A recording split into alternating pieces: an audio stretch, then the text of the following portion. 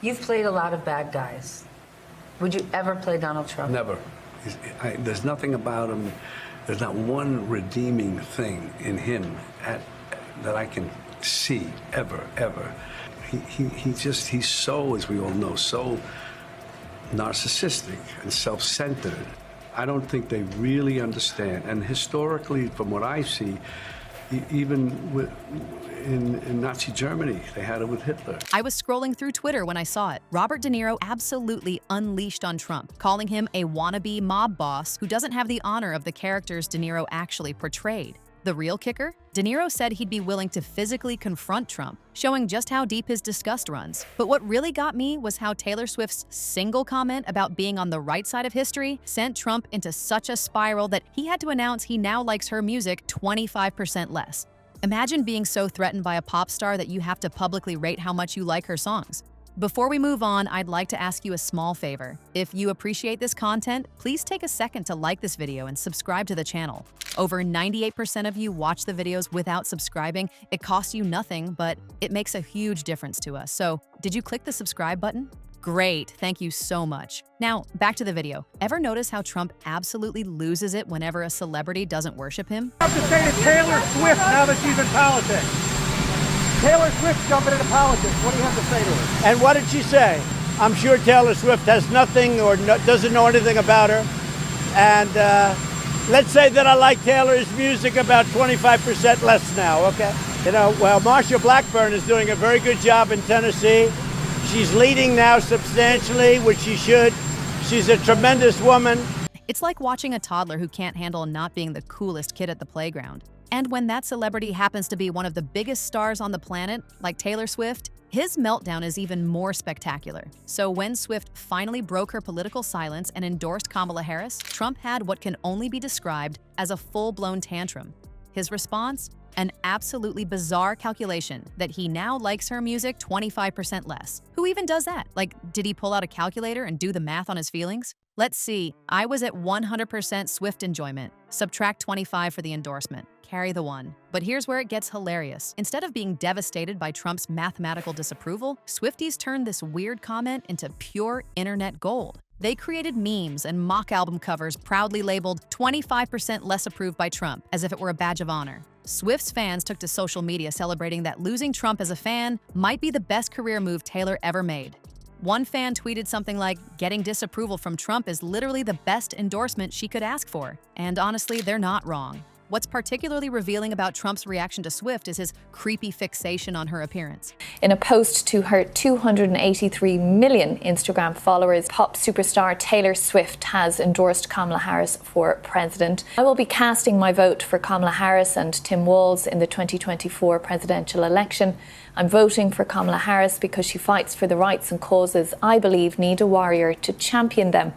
Well, I know the one impact that it will have is on voter registration, because we've known that in the past when she puts a call out to encourage people to vote, there have been significant spikes in voter registration. The man used the word beautiful 6 times in reference to her. 6 times.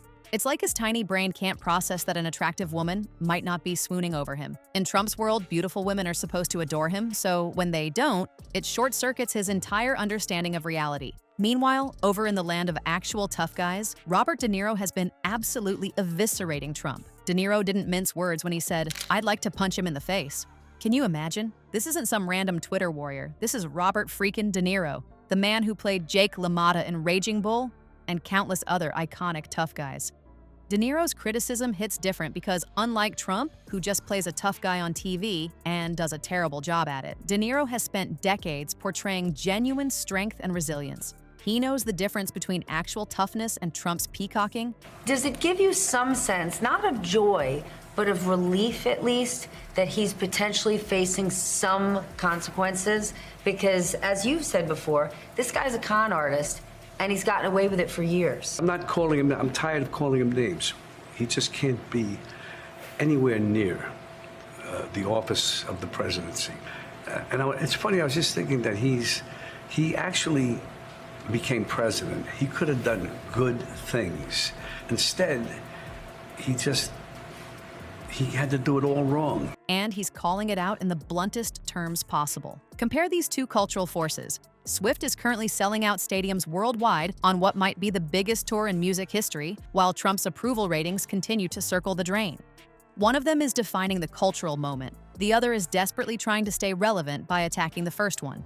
It's not hard to figure out which is which. Trump's fragile ego couldn't handle De Niro's takedown either. His response was to call De Niro a total loser and claim his acting talents have greatly diminished. This from a guy whose own performance as competent human being has been panned by critics everywhere. He's so blatantly stupid. He's a punk, he's a dog, he's a pig, he's a con, a bullshit artist, a mutt who doesn't know what he's talking about, doesn't do his homework. It makes me so angry that this country has gotten to this point, that this fool, this bozo, has wound up where he has. He talks how he wants to punch people in the face. Well, I'd like to punch him in the face. Thinks he's gaming society, doesn't pay his taxes. He's an idiot. Colin Powell said it best. He's a national disaster. He's an embarrassment to this country.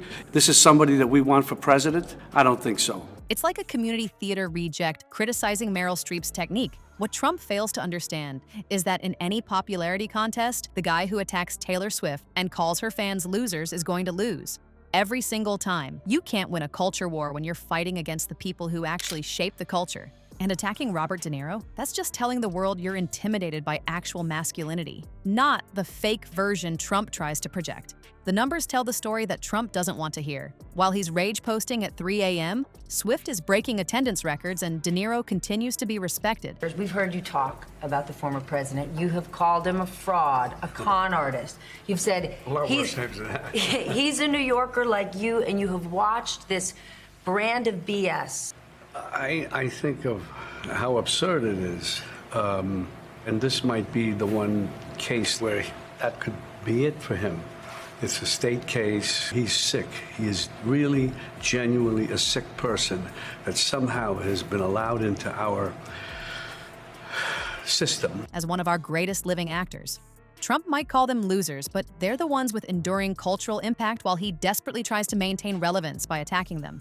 Let's be honest, the future isn't looking bright for Trump when Taylor Swift is bringing over 100,000 new voters to the registration rolls with a single social media post. That's not just a concert, that's a political movement with sequins. Meanwhile, De Niro isn't just talking tough in movies anymore. He's starring in 0 Day on Netflix, playing a former president, dealing with political crisis while Trump is busy having Twitter tantrums at 3 a.m. like some confused grandpa who can't find the bathroom. The difference couldn't be clearer. Swift's turning fans into voters, De Niro's turning streaming services into political platforms, and Trump's turning his phone into a late-night complaint box. Irrelevant. That's the word that fits Trump perfectly. While actual celebrities are changing the world, Grumpy Trumpy is just changing his diaper between social media rants.